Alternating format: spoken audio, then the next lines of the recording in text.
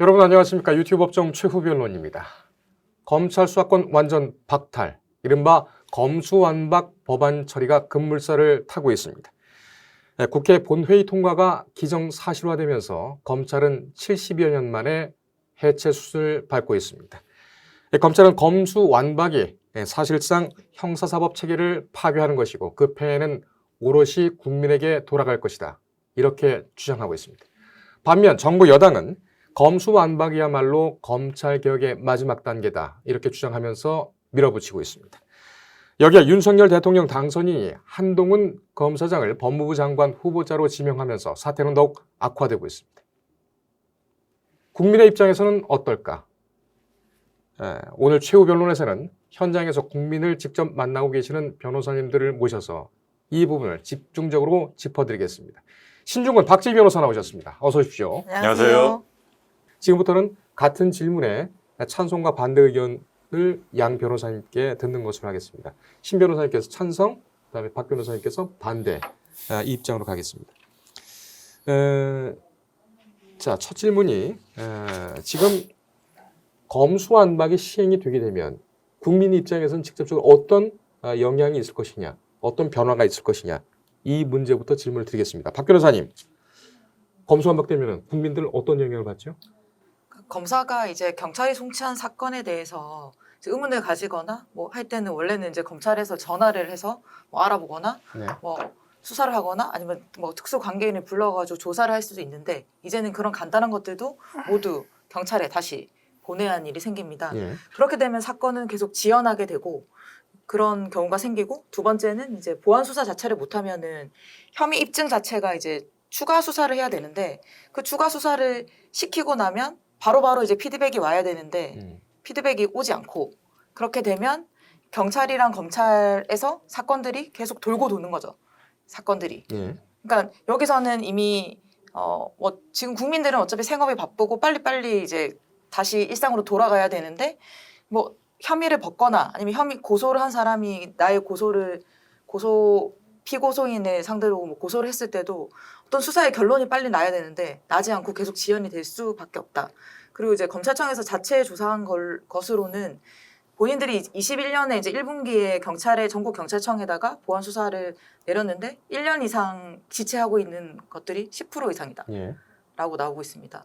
그래서 결국은 국민들은 빨리 모든 걸 해결하고 싶고 최대한 이제 만약에 경찰이 잘못한 부분이 있는데 수사를 불공정하게 했거나 수사가 미진하거나 했을 때도 검찰이 새로 바로 잡아주겠지라는 생각을 하고 있었는데 이제 그런 기대들이 전부 무시되는 결과가 생깁니다. 수사 지연 문제를 말씀하시는 네네. 거군요. 보안 수사를 요구할 수 있는 그리고 경찰이나 다른 수사기관이 그것을 꼭 받아들여야 하는 그 부분을 전제로 말씀하시는 겁니다.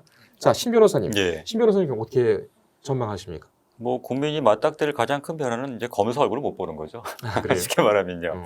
그러니까 뭐 기존에 같은 경우에는 경찰이 수사를 하고 검찰로 송치를 하면 뭐 예를 들면 검찰에서 형식적이든 아니든 간에 다시 한번 뭐 조사를 하고 예. 그다음에 이제 기소할지 여부를 결정을 했거든요.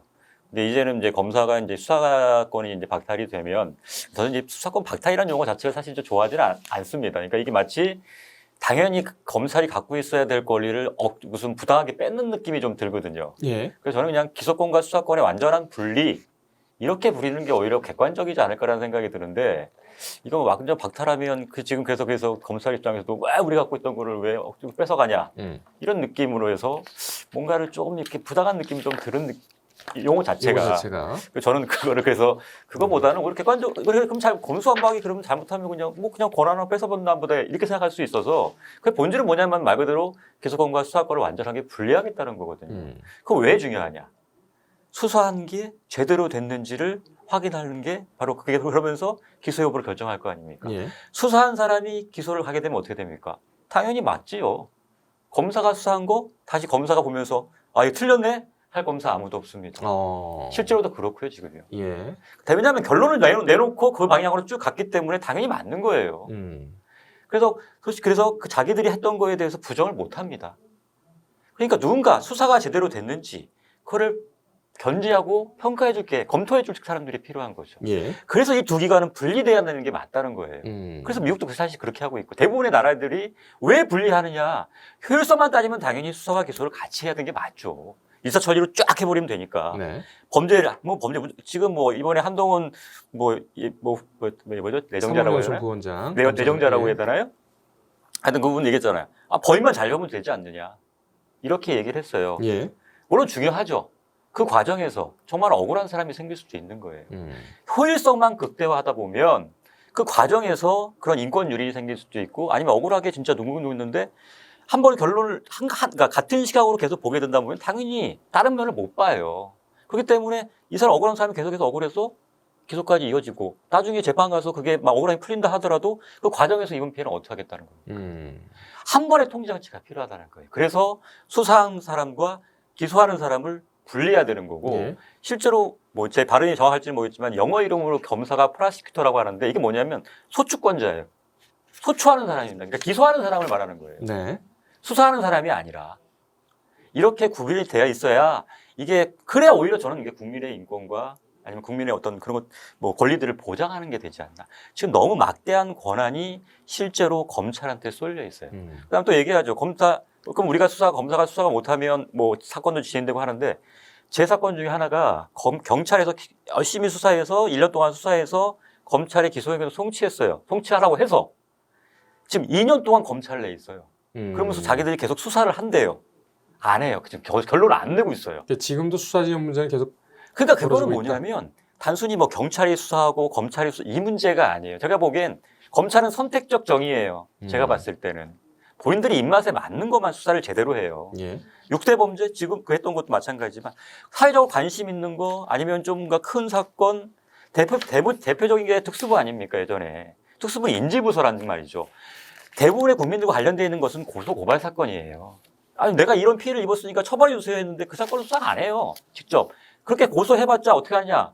경찰 다 내려버린단 말이죠. 그래서 경찰 수사하면 뭐 물론 거기서 이제 수사 지휘도 하고 하겠지만 직접 수사하는 거는 거의 없단 말이죠. 자기들 직접 수사하는 거는 말 그대로 정말로 사람들이 관심을 갖는 사건들, 뭐 재벌이라든가 정치인에 대한 거라든가 아니면 뭐 대규모 금융사기 사건이라든가 이런 걸 하겠죠. 어떻게 보면 크게 지금 이게 박탈된다고 해서 국민들과 와닿는 부분은 많지는 않아요. 오히려 이것 때문에 정치적으로 휘말리고 검찰의 독립성이 문제가 되고 그다음에 그 와중에서 희생되는 오히려 억울하게 희생되는 사람들이 발생할 수 있다는 거죠. 저는 그래서 글쎄요 자꾸 국민을 내세우는데 검사 쪽에서는 예. 제가 봤을 때는 그거는 그냥 걔네들 내세우는 명분일 뿐인 거고 정말로 원하는 건 자기들이 갖고 있는 권한을 뺏기기 싫은 게 맞아요. 그다음 또 한 가지 이거는 제가 뭐 제 뇌피셜이긴 하지만 이 검사들이 나중에도 사실은 문제가 돼요. 변호사가 됐을 때. 예. 왜냐하면 수사까지 하고 있어야 개입할 여지들이 굉장히 많다는 거예요. 왜냐하면 내가 검사 출신에서 정관으로서 뭔가 나중에 변호사 활동할 때 개입해서 왜냐하면 기소만 하게 되면 수사도 안 했는데 갑자기 결론이 여기서 막 바뀌거나 이러면 굉장히 눈에 띈단 말이죠. 근데 연애되면 경찰에서 이러면 기소의견을 송치했다 하더라도 검사가 막 다시 수사한다고 막 해요. 수사해보니까 이거 아니네 이러면서 불기소 이렇게 해버려도 내가 우리가 수사했다라는 게 있으니까 그럼 어떻게 방어가 되는데 예를 들면 다 수사도 전에 한 상태에서 갑자기 기소 다 의견으로 송치 다 했는데 갑자기 여기서 불기소한다. 그럼 어떻게 할 겁니까? 수사도 안 해고서 네가 어떻게 불기소냐 이런 말 나올 거 아닙니까? 개입할 여지도 많으니까 뒤까지 생각한다 그러면 사실은 수사권을 갖고 있어야 자기들의 권한 지금 현재의 권한뿐만 아니라 앞으로 나중에 변호사 됐을 때의 권한 그 여러 가지 여지를 따져봤을 때는 훨씬 유리하다는 거죠. 알겠습니다. 반박하시겠습니까? 또 지금 말씀하신 건 영미법계가 아니라 우리나라는 대륙법계입니다. 그리고 OECD 35개국 중에서 27개국이 검사가 수사권을 가지고 있습니다. 그리고 나머지 이제 영미법계에 없는 경우에는 그 우리와 법 체계가 달라서 그런 거지 영국도 얼마 전부터는 이제 이 검사가 필요하다라고 하고 있어서 다시 새로 이제 검사와 비슷한 것들을 만들고 있습니다. 예. 또한 이제 영미법계에서도 말씀드렸던 것처럼 수사와 기소를 융합해가지고 어떤 중대범죄에 대해서 대응하고 있고 그리고 국제 뭐 형사재판소 같은 경우에도 검사가 수사와 기소를 모두 담당하고 있고 지금 중수처 그러니까 공수처 중대범죄 수사 관련해가지고 이제 공수처도 검사가 수사와 기소를 같이 하고 있습니다. 예. 근데 다만 우리 이제 말씀하셨던 건 이제 신 변호사님이 사건을 설명하셨는데 저는 이제 개인적으로 뭐 차용금 사기 이런 그냥 그 돈이 얼마 안 되는 그런 범죄에 대해서 수사를 해서 경찰에서 다시 검찰로 갔는데 검찰이 이제 뭐 어떤 부분이 수사가 미진했는지 보안 수사가 왔는데 1년 이상 끄는 것들이 엄청 많습니다. 제가 가지고 있는 것들은. 예. 그러면 이제 고소인들은 연락을 해서 왜 이렇게 안 되고 있냐? 그럼 검찰청에 내가 전화를 하면 또 검찰에서는 그 경찰에서 이루어진 것들 못 본다고 하더라고요. 그 킥스가 서로 달라가지고 볼 수가 없대요. 어떻게 돼가고 있는지. 본인이 볼 수 있는 거는 보안 수사를 언제 내렸는지만 확인할 수가 있대요. 그 경찰은 어떻게 되는지 몰라서 다시 경찰에 전화를 하면 경찰은 이제 예전에는 전화를 잘 받아줬는데 전화가 그러니까 사실 이런 거죠. 옆에 직원이 뭐 오늘 나갔거나 아니면 뭐 다른 수사를 해서 뭐 현장에 나갔거나 하면 이제 이 전화를 받아줘야 되는데 받질 않습니다. 그러니까 계속 이제 내 사건은 그냥 그러니까 별거 아닌 사건이라고 본인들이 생각해서 그런지 계속 남아 있습니다. 그래서 그런 쉽게 끝나야 될 사건들이 1년 걸릴 게 2년 걸리고 2년 걸릴 게 3년 걸리고 이렇게 돼가고 있는 것으로 보입니다. 근데 지금 그런 사건들이 실제로 검사가 수사를 하지 않아요. 나중에 하더라도 어차피 보안 수사를 하게 될 수밖에 없거든요. 그러니까 그 보안 수사를 안 하는 근데 거지. 그거는 사실은 보안 수사를 해야 되는 건 지금 여러 가지 문제가 저도 있다고 생각해요. 그러니까 검찰이 지금 검경 수사권 조정이 갑자기 이루어지는 바람에 사실 검찰의 능력이 부족한 건 맞아요. 경찰이 그 상황에서 너무나 많은 사건들이 몰리다 보니까 이제 거의 뭐 손 놓다시피 하고 있는 건 맞아요. 근데 그거 자체가 어떤 제도적인 문제라기보다는 현재 갑자기 어떻게 과도기적인 문제일 수 있다는 거예요. 그렇다 하더라도 어차피 그렇다 해서 뭐 검찰한테 수사권 준다고 해서 그 사건을 검찰이 할 거냐? 아니라는 거예요. 그다음에 또 한 가지. 원래 검찰에 가면 수사 누가 해야 됩니까? 조사? 검사가 해야 되죠. 검사가 안 해요. 이건 진짜 뭐 다 알면서 공공연히 알고 있는 사실이지만 아무도 비판하지 않는 부분이에요. 검사들은 뭐 지금 뭐 특별히 지금 뭐 시간 많다고 얘기해요. 그러면서 어떻게 하냐면 직접 수사 안 합니다. 다 수사관이 하죠. 그 옆에 앉아가지고 그냥 한 분 두 분이 건대는 거죠. 그게 사실 어떻게 보면 법 위반이에요. 검사가 하도록 돼 있는데 왜 검사가 안 합니까? 그러면서 뭐 수사권을 달라? 직접 지금 갖고 있는 것도 안 하면서 자기가 하고 있는 것도 제대로 한다는 말 얘기해야 된다는 거죠. 알겠습니다. 예, 지금 유튜브 법정 최고 변론 시청을 하고 계신데요. 찬반 입장이긴 하지만은 구체적인 부분 같은 경우에는 또 동일한 그런 취지가 또 있을 수가 있고 저희가 이 부분 같은 경우 논점을 좀 국민 여러분께 자세하게 그리고 세부적으로 좀 드러내려는 그런 목적으로 양쪽 분에게 역할을 드렸습니다. 찬반 역할을 드렸기 때문에 각 변호사님께서 말씀하신 그러니까 변론하시는 부분 같은 경우에는 본인의 취지와는 좀 다를 수가 있습니다. 저희가 일부러 그렇게 역할을 부탁을 드린 거니까요. 두 번째 질문, 세 번째 질문이군요. 박 변호사님. 예. 지금 검찰이 얘기를 하고 있는 것은 수사의 목적이 범죄자의 유죄를 확정시키고 형벌을 처분하기 위해서 다시 말해서 유죄 확정을 이끌어내기 위한 과정이기 때문에 수사기관과 기소하는 기관, 공소유지하는 기관은 같은 것이 효율적이다. 이렇게 지금 얘기를 하고 있습니다. 이 부분에 대해서는 어떻게 생각을 하고 계십니까? 근데 반대는 꼭 그렇게 넘어갈 필요가 없다. 분리를 하는 것이 오히려 견제할 수도 있고 기소를 당하는 사람 입장에서도 어떻게 보면 방어권 보장이 더 잘 될 수가 있다. 이렇게 반론을 하고 있습니다. 어떻게 보십니까? 그러니까 지금 수사하는 기관과 기소하는 기간이 뭐 같아야 된다, 달라야 된다. 지금 이 문제에서 먼저 현재도 지금 경찰이 지금 검경 수사권 조정으로 검찰이 직접적으로 수사하는 것들이 거의 없습니다. 네. 그리고 우리 일반 국민들이 가장 많이 고소하고 피해자나 피해자로 당하는 범죄들이 대부분이 이제 경제 범죄인데 그런 경제 범죄들은 사기, 횡령, 배임인데 이 부분이 사실은 아주 까다롭습니다. 그러니까 법적으로 논점이 되는 게 많고 이것들이 민사적인 문제인지 형사적인 문제인지 이런 것들을 파악을 해야 되는데 그런 거를 너무 지금 경찰은 이제 말씀드렸던 것처럼 너무 쭉 우리나라 이제 경찰이 워낙 많고 하니까 지역별로 뭐 서울에서도 차이가 큽니다. 누가 맞는지에 따라서. 그래서 그 부분 보면 이제 경찰도 당연히 그렇잖아요. 지금 수사기관이 당연히 그 피해자나 피의자를 보면 조서에는 적지 않지만 알 수 있는 부분이 있습니다. 느껴지는 게 있잖아요. 이 사람이 진짜다 아니다 뭐 이런 거라든지 이런 것도 있고 그리고 판사도 당연히 판결하기 전에 불러서 피해자도 불러가지고 얼굴을 직접 보면서 대면하면서 그 부분을 보고 그런 것들을 뭐 태도나 이런 것들이 당연히 고려가 됩니다. 예. 양형을 선고를 할 때. 근데 검사만 못 보게 한다, 사람을. 그거는 약간 사실은 이제 팔다리 다 자르는 거랑 똑같다고 보이고요. 그리고 종이로는 알 수 없는 것들이 있습니다. 그러니까 예를 들어서 이제 경찰은 뭐 이게 죄가 되냐 안 되냐를 봤을 때 검사는 이것들이 예를 들어서 뭐 사기를 했는데 사기 범죄가 끝나고 나서 사문서 위조를 했단 말이에요. 근데 검찰은 이제 이거를 그냥 넘어갔어, 경찰은. 근데 검사가 봤을 때는 이게 사기는 약간 안 될 것 같지만 사문서 위조가 될 것 같단 말이에요. 예. 근데 그런 것들을 다시 이제 뭐 이거 수사를 해봐라고 해서 그런 것들에 대해서 이제 조금이라도 보완 수사나 아까 지금 제가 말씀드리는 건 인지 수사라고 하는데 억울하단 말이에요. 이 사람은 지금 돈을 내가 사기를 당해서 너무 억울한데 법적인 관점에서 봐서는 사기가 아닐 수도 있어요. 그렇지만 다른 범죄로 처벌될 가능성도 있단 말이에요. 그런 가능성을 검사가 캐치할 수는 있지만 경찰은 지금 사건들도 많고 하기 때문에 그 사건은 그냥 그 뭐 고소장을 쓰거나 아니면 일반인이 쓰거나 변호사가 쓴 그 고소장에 나와 있는 거에만 국한해서 본단 말이에요. 근데 넓게 보는 시각은 이때까지 쭉 여러 가지 사건을 하잖아요. 그리고 검찰 같은 경우에는 말 그대로 뭐 경찰도 똑같지만은 뭐 중요경제 범죄 수사도 뭐 경제 범죄만 하는 사람 있고 성폭력만 하는 데도 있고 다 나눠져 있잖아요. 그게 노하우가 쌓여가지고 아까 이제 신 변호사님께도 말씀하셨는데 뭐 저도 이제 연수원 때 검찰에 15로 가서 깜짝 놀랐습니다. 검사님이 다 이렇게 수사를 하시는 줄 알았는데 다 보니까 이제 계장님들이 그러니까 아까 말씀하신 수사관 분들이 하시더라고요.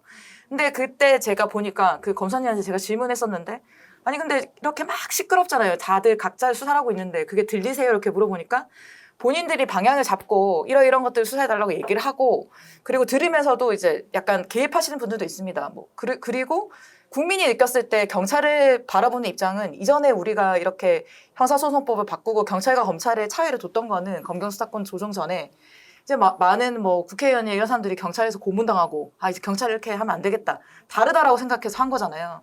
이렇게 되면 기소권이랑 분리를 하게 되면 경찰은 지금 엄청 비대해집니다. 예. 그리고 경찰은 그 숫자가 엄청 많잖아요. 파출소까지 생각하면은.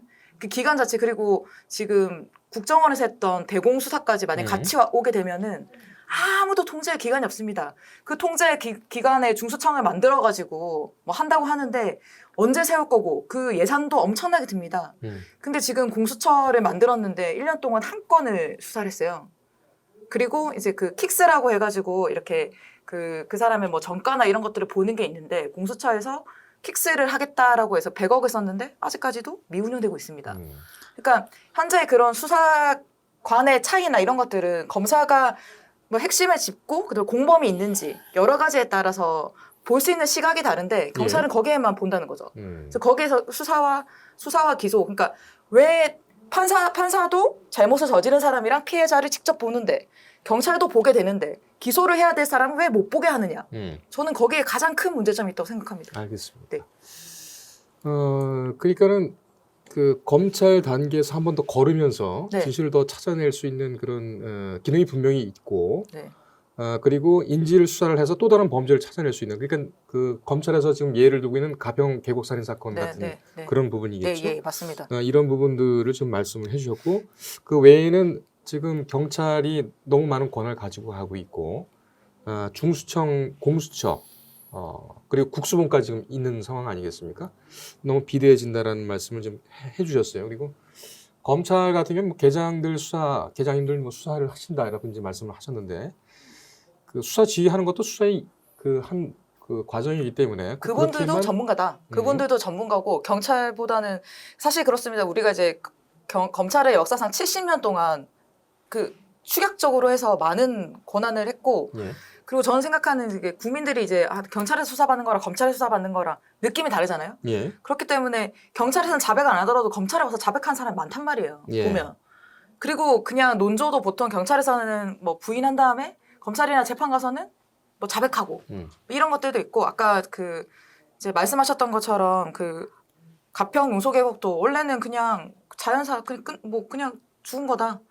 그냥 사고사다. 이렇게 끝났지만 인천지검에서 두 건의 살인 미수 사건도 잡아내고 예. 한 거니까. 알겠습니다. 다르다고 그런 봅니다. 기능은 분명히 있는 것 같습니다. 신 변호사님. 글쎄요, 뭐 개별적인 뭐 경찰관의 능력이라든가 이런 것들을 제가 뭐 논하고 싶지는 않고요. 저는 어떤 시스템의 문제를 논하는 거고요. 그러니까 그러니까 지금 말씀하신 거면 대부분 다 이제 효율적인 문제인 것 같아요. 효율성이라는 거 막 말씀드렸지 한 데서 계속해서 쭉 해오고 그다음에 뭐 수사와 기소가 같이 되면 당연히 효율성은 높아질 수밖에 없어요. 속도도 빨라질 수도 있겠고. 다만 그 과정에서 여러 가지 부작용들이 생길 수 있다는 걸 제가 다시 한번 말씀을 드리는 거고요. 예. 아까 그 뭐 간평 용소경 얘기도 하는데 사실 그거는 다시 수사가 개시된 거는 그 질의 제보 때문이었지. 네. 예를 들면 뭐 이거 이상하다. 다시 우리가 한번 해봐야겠다라고 했을 건 아니었어요.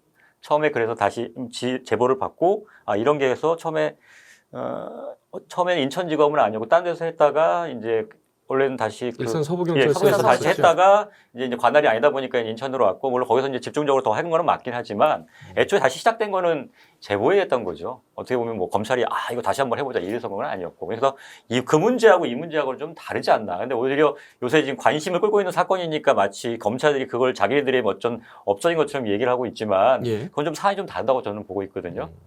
물론 열심히 노력해서 새롭게 뭐 미수 사건을 발견한 거는 맞긴 하지만 예. 애초에 묻히려는 거를 인천지검에서 발견했던 건 아닌 거고 어떤 제보에 의해서 다시 이루어진 거기 때문에 그 문제는 이 검수 안박을 논하면서 할 얘기는 아닌 것 같고요. 네. 그다음에 그 지금 말씀하신 거 뭐 검사가 다시 한번 보면서 뭐 이걸 뭐 수사기가 잘못된 걸 한다. 근데 뭐 예전 거 지금 6대 범죄를 빼고 다 지금 경찰에서 수사를 하고 있는 거는 뭐 최근이지 않습니까? 근데 예전 같은 경우에 사실 경찰에서 했던 걸 검찰에서 바꾸는 경우는 거의 없었어요. 뭐 예를 들면 억울하게 몰렸는데 검찰에서 무죄로 바꿨다? 그런 경우는 제가 거의 본 적도 없는 경우 같고 그래요? 대부분 내가 말씀드렸지 않습니까? 형식적으로 그냥 한번 거쳐가는 정도의 관계 그게 대부분이었고 네. 오히려 내가 이 경찰에서는 뭐 혐의 없었는데 나중에 뭐 재개 수사 명령이 내려진가 이런 식의 경우는 물론 피해자를 위해서는 그 부분은 필요할 수 있겠지만 하여튼 그렇게 해서 결론이 바뀌는 경우는 그렇게 많지 않았다는 거죠. 그래서 오히려 이거는 뭐냐? 같은 시각으로 그다음에 예전 같은 경우는 다 수사 지휘에 따라서 수사가 이루어졌기 때문에 결론이 다를 리가 없어요. 그러니까 뭐냐? 경찰이 정말 수사를 제대로 했는지 안 했는지를 보려면 다른 시각으로, 다른 관점에서, 그다음에 다른 사람이 전혀 다른 역할을 하는 사람이 거르는 과정이 필요하다는 거죠. 그래서 그러니까 이게 물론 나쁜 사람, 전혀 죄를 지은 사람은 잡아야겠죠, 당연히. 하지만 그 사람이 죄를 졌는지 안 졌는지에 대해서는 객관적으로 아주 투명하게 조사를 통해서 밝혀줘야 되는데 그게 지금 효율성만 따지다 보니까 일사 처리를 쫙 나는 뭐 아니라고 아무리 얘기해봤자 들어주지도 않아. 검찰 가서 그래서 검찰은 내가 그래서 이래요. 대부분이 피고인들이 어떤 생각을 하고 있냐면 경찰에서 안 들어줘 그랬어요. 그래 우리 검사님들은 내가 말하면 들어주시겠지. 예. 갔어요. 당연하게 유죄로 보면서 그냥 몇 가지 왜 거짓말해 이러면서 뭐라고 하고 그냥 끝내버렸다는 거예요. 검사에서 한 게 뭐냐는 거예요 도대체. 알겠습니다. 자, 신 변호사님. 예. 이어서 제가 지금 질문을 드리겠습니다. 예. 수사 기소 문제 계속 좀 중요한 부분이라서 추가로 질문을 드리는데 지금 현재 재판 시스템에서 예. 수사와 기소가 분리된다면 재판 진행은 어떻게 됩니까? 더 늦어지거나 뭐 이렇게 되지 않습니까? 글쎄요. 저는 오히려 수사권을 박탈이라는 표현은 좀 그렇고 수사권을 이제 더 이상 이제 갖지 않게 된다 그러면 검찰의 본연의 임무는 기소와 공소유지. 공소유지. 사실 저는 공소유지에 대해서 굉장히 불만이 많거든요. 그러니까 공소유지 지금 대부분의 소위 말하는 공판 검사라고 하는 사람들이 누구냐면 경력이 얼마 안 돼요. 그러니까 수사에는 굉장히 많은 인력과 그다음에 이론과 그다음에 능력 있는 사람들을 투입한단 말이죠. 근데 정작 재판이 열리면 그 공소유지를 하는 사람들은 경력 이제 1, 2년 차, 3, 4년 차. 그러니까 실제로 물론 제가 상대방이기 때문에 저는 그래서 그래요. 잘 됐다. 오히려 경력 많고 이런 사람 가끔 그런 사람도 있거든요. 그러면 예를 들면 증인신문 굉장히 날카로워요. 그다음에 핵심을 탁탁 찍어가지고. 근데 경력 얼마 안 되는 변호사들 사건이 뭔지도 몰라. 그러니까 정작 유죄가 받아야 될 사람들이 공소유지를 제대로 안 해서 무죄 받는 사람들이 꽤 있어요. 그러니까 저는 그거를 사실 너무 간과하고 있는 게 아니냐는 거예요. 그러니까 어떻게 보면 모르겠어요. 스포트라이트를 받는 부분은 수사기 때문인지는 모르겠지만 거기에는 굉장히 열심히 막 하는 것처럼 해놓고 나서 총장 막상 재판 열리면 그거는 그냥 물론 가끔은 수사검사가 직접 와서 공소유지도 하는 경우가 있지만 대부분의 사건들은 아니란 말이죠. 사실은 이 부분에 더 신경을 써야 된다. 그래서 실제로 수사를 안 하게 되면 이제 기소하면서 검토하고 그다음에 요 능력 있는 검사들을 이 공판 검사로 배치해서 정말 수사를 잘해서 가지고 그게 유죄까지 이어질 수 있게 해야 되는데 그렇지 않은 경우들이 생기니까. 그래서 요게 이제 좀 더 경력 있고 이런 분들이 재판에 들어오는 이런 상황을 좀 더 보게 되지 않을까. 경력 있는 건 수사 경력이 아니고 그러니까 전체적인 검사 경력이겠죠. 알겠습니다. 사실 기소 검사가 따로 있고 수사 검사가 따로 있죠. 공판 검사라고 하죠. 기소 검사는 공판 공판 검사라고 검사라고요. 근데 원래는 참여정부 때와 또 2011년도 그때의 수사 검사가 검찰 그 공판에 같이 참여하도록 검찰에서는 그런 시스템을 만들어 놓긴 했었습니다. 네. 그게 지금 잘 안 지켜져서 지금 그런 그러려면 문제가 계속 있죠. 이제 사건마다 계속 바꿔줘야 되거든요. 그렇죠. 공판 검사 계속 바꿔야 되는데 그렇게 운영하기는 어렵거든요. 예, 알겠습니다. 대신 또 이제 뭐 국정농단이라든지 뭐 그 큰 수사 같은 경우 또 수사 검사가 또 들어옵니다. 그렇죠. 그런 부분 같은 경우는 있고요. 박 변호사님, 예. 수사하고 기소하고 분리가 된다면 재판 진행 어떻게 될 것 같습니까? 저는 그 검찰들도 가장 큰 문제로 보고 있는 게 그 보통은 이제 전과 관계를 하긴 하는데 경찰은 그냥 조회 해보 해가지고 전과가 있는지 해서 딱 붙입니다. 그거를 이제 경찰 수사를 하는데 검사가 이제 공소장을 쓸 때 이게 누범인지 집행유예 기간 중에 일어난 범죄인지 이런 것들은 그 전에 이 사람이 저질렀던 범죄를 검색해가지고 판결문을 검색해서 그걸 다 따로 하는 거거든요. 예. 근데 경찰은 이미 판결문을 볼 수 있는 시스템이 없어. 근데 그걸 또 구축해야 돼. 그렇기 때문에 하나하나 다시 이 그 공판 검사가 하는 것들도 지금은 그걸 못 하니까 또 돌려보내고 계속 왔다 갔다 하면서 시간은 저는 점점 늘어날 것이라고 생각이 들고 아까 이제 신 변호사님이 말씀하셨던 것 중에서 경찰이 한 거랑 검찰이 한 거랑 별로 차이가 없다라고 하셨는데 이제 검찰청에서 그 보안 수사 후에 경찰 아까 제가 좀 처음에 말씀드렸던 특별사법경찰관 특사경이 내렸던 처분과 다르게 판단하는 부분에 대해서 처분 건수가 2021년에 기소에서 불기소로 바꾼 게 19,600건이고 예. 불기소에서 기소로 바뀐 게 2,200건입니다. 한 2만 건 정도는 검사가 뒤집는 거죠. 그리고 제일 큰 문제는 아까 맨 처음 말씀드렸던 것처럼 경제범죄에 대한 개념이 좀 없다. 그래서 그냥 딱 봤을 때도 너무 이제 불송치 결정서나 이런 것들도 너무 허술하게 쓰는 거죠. 우리는 이러이러한 의견을 밝혔는데 거기에 대한 판단 안 해. 판단 유탈이 너무 많고 그 판단할 수 있는 시스템이 멀지 않냐. 아마 저도 그렇게 생각합니다. 뭐 수십 년 막 검찰이 이때까지 이뤘던 70년 정도의 그 시간이 흘러서 또 그때는 뭐 경찰이 검찰보다 훨씬 더 능력이 뛰어난 수사 기법과 수사관의 전문성을 갖출 수도 있어요. 그 과도기는 어떻게 할 거냐는 거죠. 그 과도기에 중수청을 만들어서 땅을 뭐 건물을 세우고 사람을 데리고 와서 일을 한다고 해서 킥스라 아까 그런 모든 비용들은 누가 될 건지 다 국민들의 비용이고 왜 검찰이 할 수 있는데 그걸 못하게 하냐는 거죠. 글쎄 그거는 그러니까 경찰에 대한 기본적으로는 불신이긴 한데 그러니까 언제까지 그러니까 경찰이 얘네들 능력이 없으니까 검찰한테 맡기자. 사실 그게 지금까지 돼왔던 거거든요. 그러니까 왜냐하면 검찰이 능력이 있는 건 맞아요. 능력이 있긴 많지만 이 검찰이 그동안 그렇게 사람들의 능력 그런 뭐 어떻게 보면 믿음과 어떤 기대 때문에 당연히 이건 검찰이 해야 한다고 한 것 때문에 너무 무소불위의 권력을 행사한 거예요. 그러니까 지금 물론 모든 범죄자들 동일하게 만약에 검사들이 그렇게 하면 저도 불만 당연히 검사가 수사권을 갖고 있어야 되는 게 맞겠죠. 예. 얘네들은 제가 봤을 때 검사는 선택적이라는 거죠. 자기들 입맛에 맞는 걸 골라요. 뭐 영화에서도 나오지 않습니까? 더킹이라는 영화에도 보면 자기들이 옛날에 캡에 넣어놓고 필요할 때마다 하나씩 꺼내가지고 그냥 수사하고 사실 그게 사실은 거짓이라고 보기도 어려워요.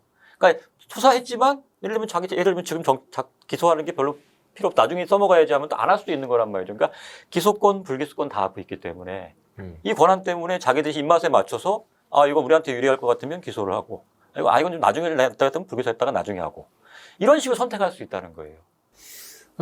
검찰이 수사권이 있어야 한다. 그 근거는 헌법에 있다라는 것이 김호수 검찰총장의 논리입니다. 최근 국회를 향해서 한 얘기가 그렇게 나온 것이지요. 헌법상 검찰의 영장 청구권을 그 수사의 권한, 다시 말해서 헌법이 수사 주체로 인정하고 있는 것은 검찰뿐이다라는 것이 김 총장의 발언이었습니다. 그러나 윤호중 더불어민주당 비상대책위원장은 헌법 공부 다시 해라라고 얘기를 했습니다. 법조계에서나 학회에서는 어떻게 생각을 하고 있을까? 이 부분을 좀 궁금해서 질문을 뽑아봤는데요. 박 변호사님, 네. 우선 신 변호사님께서 말씀하시겠습니까? 네, 그렇죠. 먼저? 예. 그러니까 지금 그 김호수 총장의 얘기는 뭐냐면 검찰의 영장 청구권이 있지 않냐, 헌법상 보장돼 있지 않냐. 네. 그럼 결국 영장을 청구하려면 수사를 해야 되는 거 아니냐, 전제로서. 그건 당연히 수사권을 전제로 한 것이다. 그래서 헌법상에 보장된 권리다.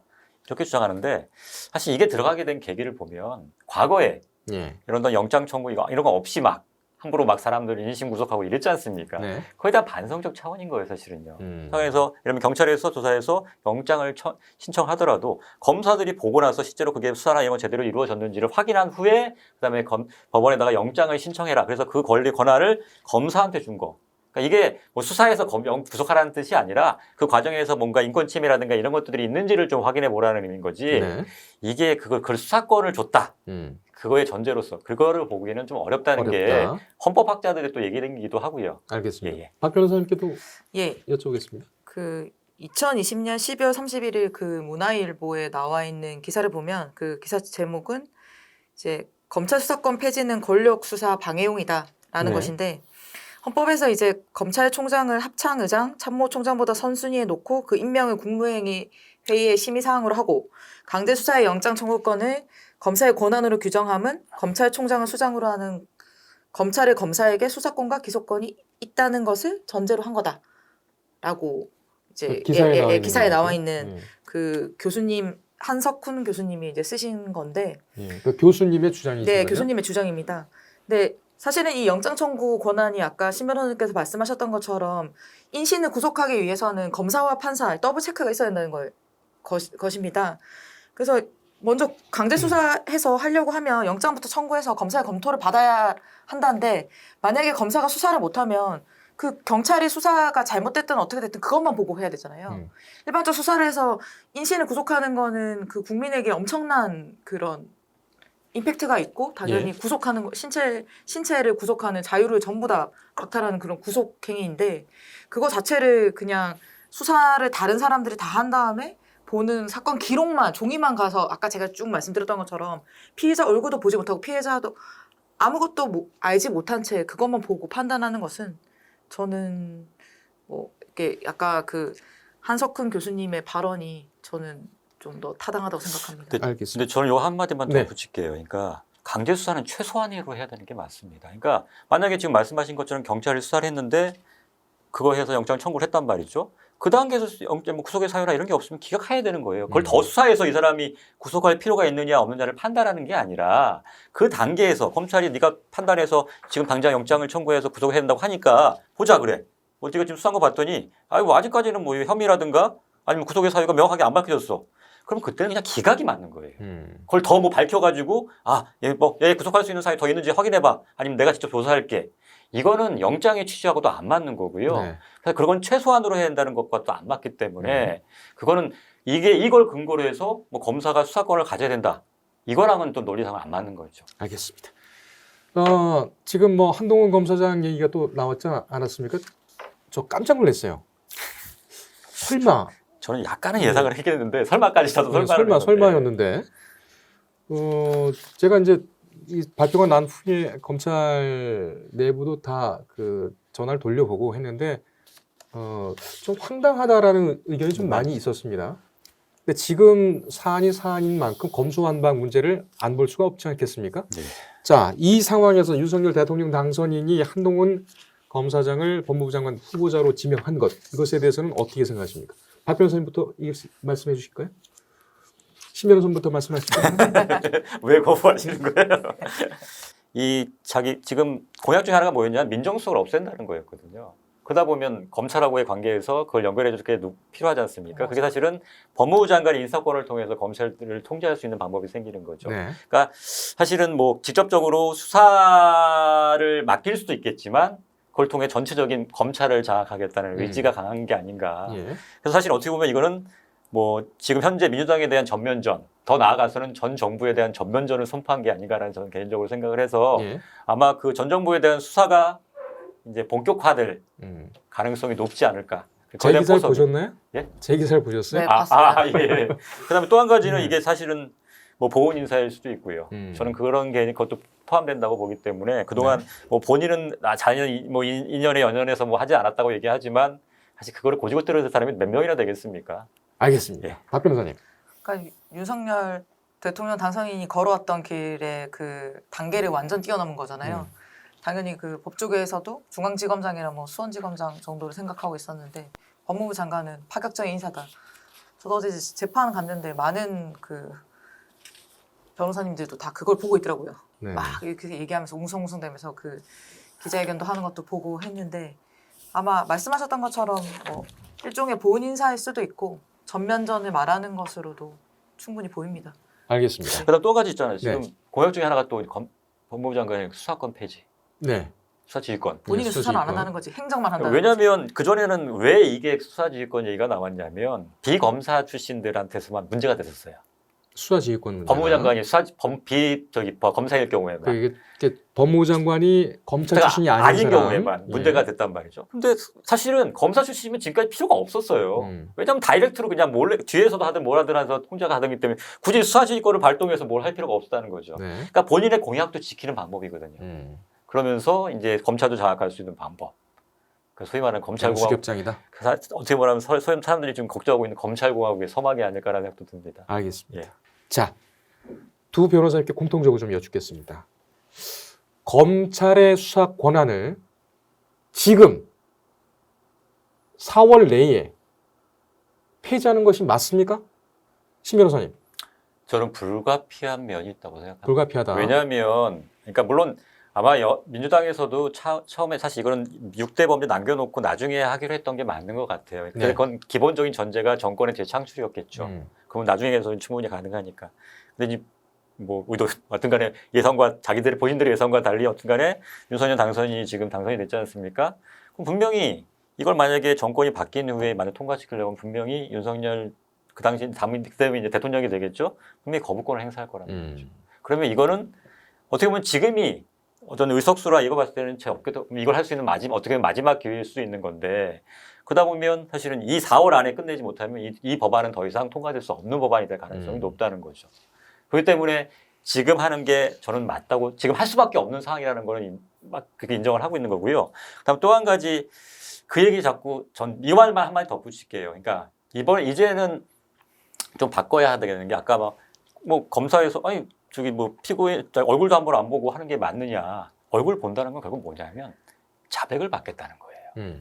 그렇죠. 그거 아니면 뭐 특별히 할 이유가 없어요. 말을 해서 자백을 받겠다는 건데 기존의 수사의 제일 문제가 뭐냐면 자백 위주로 모든 증거를 자백 위주로 했어요. 그래서 그다음 예전에 같은 경우에 경찰에서는 막 고문도 하고 모두 이루어졌던 거고. 그러니까 자백이 증거의 왕이라고 부르는 건 맞지만 이제는 더 이상 거기에 연연하지 말자는 거예요. 그러니까 이게 뭐 얼굴 보지 않더라도 예를 들면 객관적인 증거, 과학적인 수사를 통해서 증거를 확보하면 그걸 뭐 직접 하지 않더라도 예를 들면 보안 수사를 명예훼손 하든 하든 그렇게 해서 증거를 확보하면 되는 거지. 그러면 이 사람을 기소할 수 있거나 아니면 유죄를 하는데 충분하게 되는 거지. 예. 꼭 얼굴을 보고 야, 너 내 앞에서 꼭 자백을 해야 돼. 자백을 받아야겠어. 그럼 조사하겠어.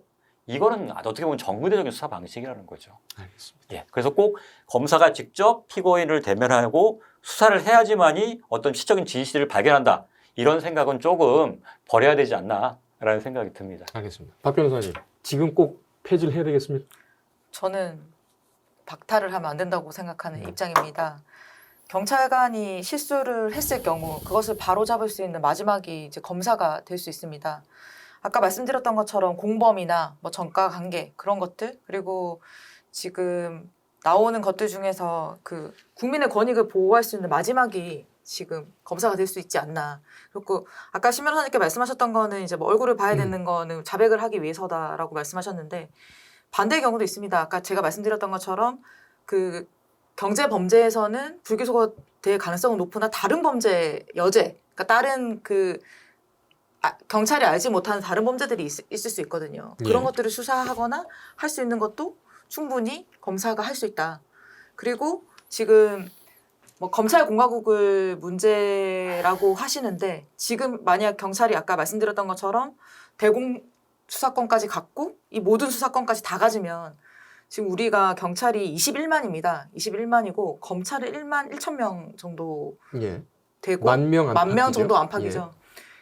만 명이 그리고 그 드는 예산도 규모가 엄청나게 다를 겁니다. 정보까지 지고 수사랑 하면 이전에 우리 이제 국민들의 권익이나 뭐 이런 것들을 다 아예 없었던 그런 시절로 돌아갈 수 있는 무소불위의 권력이 새로 창출되는 그런 결과가 될 것입니다. 알겠습니다.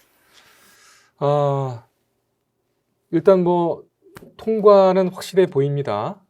그리고 지금 대통령을 만나겠다라고 김은수 검찰총장이 박범계 장관을 통해서 얘기를 했고 박 장관도 이 얘기를 청와대에 전달을 했습니다. 대통령 거부권 문제는 저희가 다음 시간에 다시 쟁점을 정리해서 방송을 해드리겠습니다. 오늘 긴 시간 동안 수고 많으셨습니다. 감사합니다. 예, 감사합니다. 여러분께서는 어떻게 생각하십니까? 유튜브 업종 최후 변론은 여러분들의 댓글과 의견으로 방송을 이어가고 있는 프로그램입니다. 이 영상에 댓글을 남겨주시면 저희가 감사하게 반영을 하겠습니다. 최후 변론이었습니다.